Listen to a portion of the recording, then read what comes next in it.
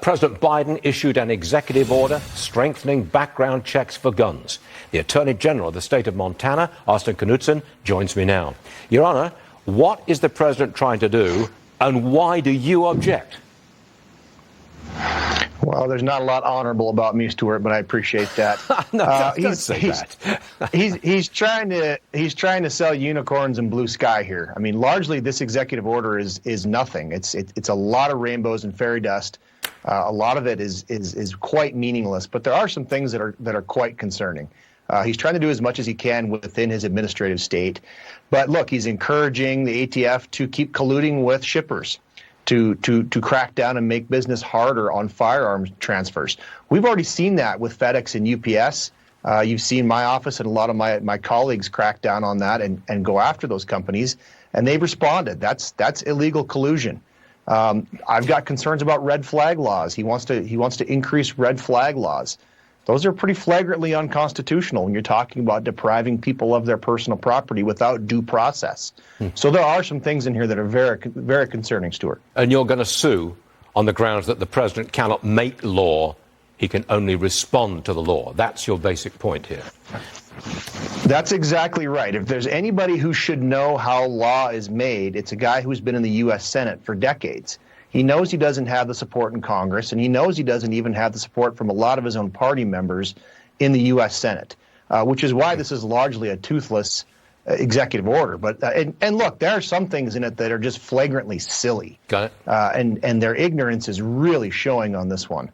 Okay. Wanting to go after this myth of undetectable firearms. That hasn't been a thing since Hollywood made it up back in the 1980s. But he's got it in this executive order.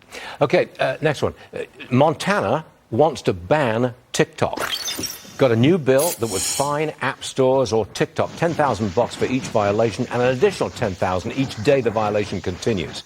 You getting any? Are you trying to ban TikTok outright across the entire state for everybody? And are you getting any pushback?